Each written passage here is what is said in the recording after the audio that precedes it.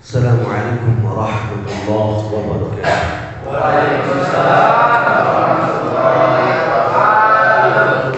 Bismillah walhamdulillah wassalatu wassalamu ala Rasulillah Muhammad ibn Abdillah wa ala alihi wa ashabihi wa man tabi'ahum bi ihsanin ila yaumil qiyamah. Rabbana iftah bainana wa baina qaumina bil haqqi wa anta khairul fatihin. Allahumma aghnina bil ilmi wa zayyina bil hilmi wa akrimna bil taqwa wa jammilna bil afiyah ya rabbal alamin. Rabbi ishrah li sadri wa yassir li amri wahlul 'uqdatam min lisani yafqahu qawli amma ba'd.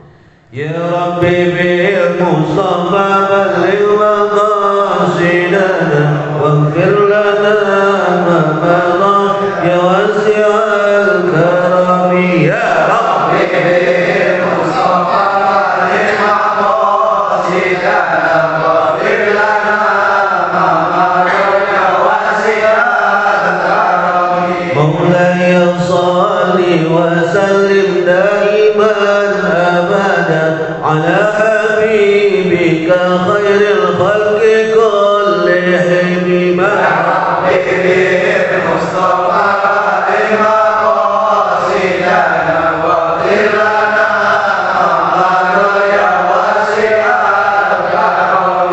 هو الحبيب الذي ترجى شفاعته بكل حول من الأول مقتحم.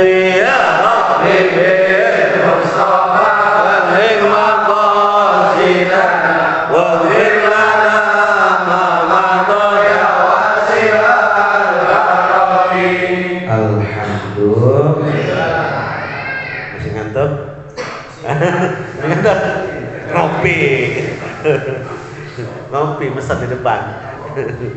Ya Allah. Alhamdulillah, Bapak-bapak sehat Pak? Alhamdulillah sehat ya. Semua di rumah aman ya?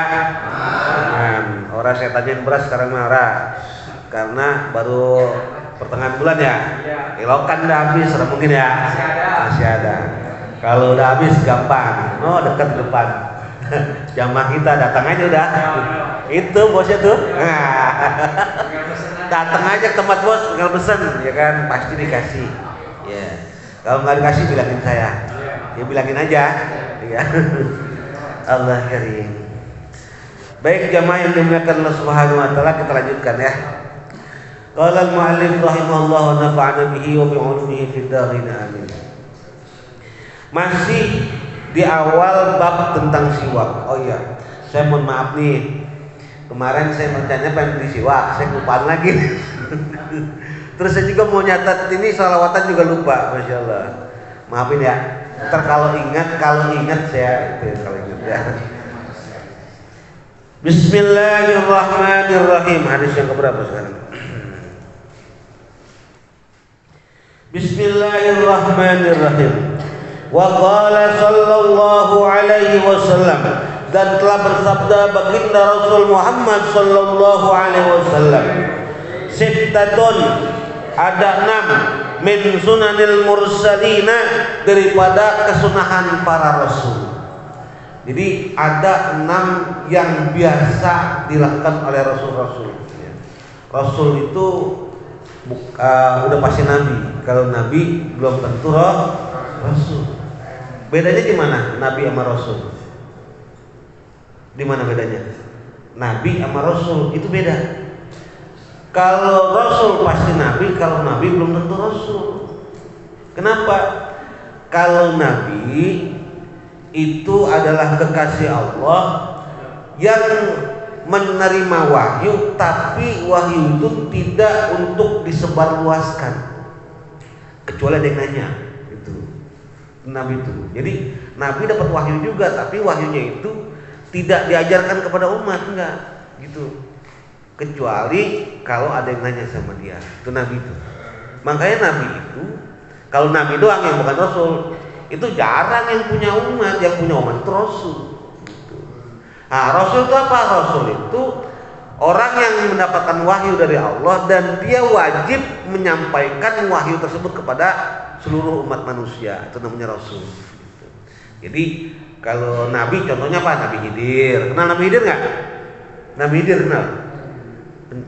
Penjaga pantai, lautan. Nabi Khidir. Nah, dia Nabi, bukan Rasul. Makanya nggak punya umat, nggak ada umat Nabi Khidir, nggak ada, gitu. Nabi Khidir. Kalau Nabi Musa Rasul. Gitu. Nabi Musa itu Rasul. Jadi dia menyampaikan, makanya ada umat Nabi Musa. Gitu ya. Jadi perbedaan Nabi dan Rasul itu, kalau Rasul mendapatkan wahyu dan wahyu itu wajib disampaikan kepada umat, itu Rasul namanya. Kalau Nabi doang mendapatkan wahyu, tapi wahyu itu tidak wajib disebarluaskan. Itu Nabi. Jadi cuma ya buat pegangan dia, itu begitu. Paham ya, Nabi sama Rasul ya. Gitu. Jadi kalau Nabi udah pasti, kalau Rasul pasti jadi Nabi, kalau Nabi belum tentu jadi Rasul. Jadi amalan-amalan Rasul itu ada 6 perkara ya yang biasa dilakukan oleh Rasul. Rasul ada berapa yang wajib kita ketahui?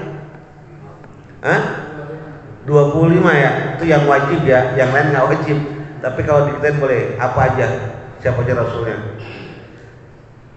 Adam, Idris, Nuh, Hud, Saleh, Ibrahim, Lut, lah. Itu jangan lupa ya, ntar kalau misalkan waktu ditanya malaikat bisa jawab ya, jangan lupa. Apa aja sunnah-sunnah yang biasa dilakukan oleh para rasul-rasul? Al-haya'u, yang pertama rasa malu. Jadi para rasul itu rasa malunya besar. Kalau istilah orang Jawa isinan ya, isinan gitu. Tawadhu'nya luar biasa. Ya. Jadi kalau ada orang dia ngaku-ngaku pengikut Rasul, saya mau pengikut Rasul nih, tapi orang punya rasa malu, itu dipertanyakan. Rasul itu malu, ya, malu-malu. Tapi bukan malu-maluin ya, maluin. Ya, malu boleh, tapi jangan malu-maluin. Jadi yang pertama yang biasa dilakukan oleh para Rasul adalah malu. Rasul-rasul itu memiliki resep malu yang luar biasa. Yang kedua, wal hilmu, aisa'atus sadri wa tahammuli. Nyaman hatinya, ya. Nyaman hati itu lapang dada.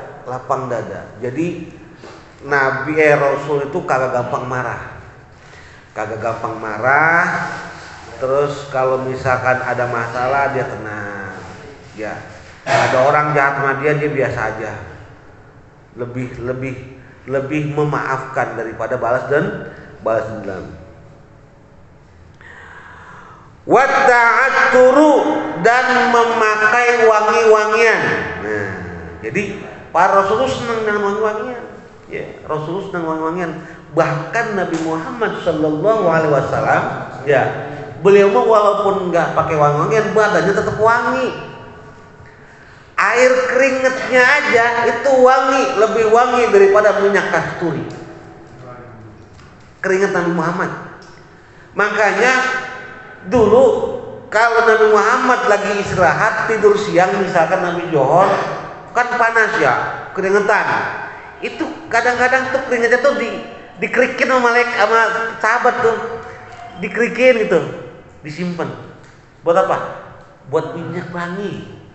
Karena keringatnya Rasul itu wanginya luar biasa. Bahkan kalau dia ada anak kecil dipegang kepalanya Nabi Muhammad, 2 hari tuh kepala atau anak masih wangi. Tuh. Luar biasa. Nabi Muhammad. Tuh. Kalau keringat kita udah. Keringat kita. Ya. Keringat sehari keringetan pakai anduk, 2 hari. Besok pakai anduk. 3 hari anduk kita baunya kayak apa? Tuh. Keringetan mau wangi. Itu. Makanya Nabi itu basyarun, manusia biasa sama kita, tapi la kal basyar, tidak seperti manusia biasa.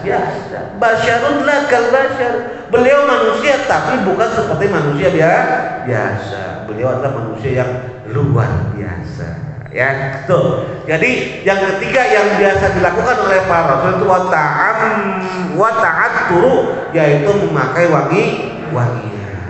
Jadi kalau kita cinta sama Rasul, pengen sunnah Rasul, kita biasakan pakai wangian. Ya, kalau mau sholat pakai wangian, mau silaturahim pakai wangian. Ya, gitu. Jangan mau ngapel doang pakai wangian. Mau sholat mah kagak, balik. Sholat wangian, mau silaturahim juga mau ngapel segala macam, kudu pakai wangian. Karena apa? Malaikat juga senang yang wangi.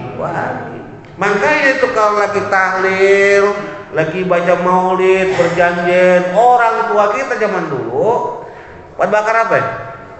Bakar dupa. Tapi dupanya yang wangi. Ya, jangan dupa yang kagak wangi, dupanya yang wangi.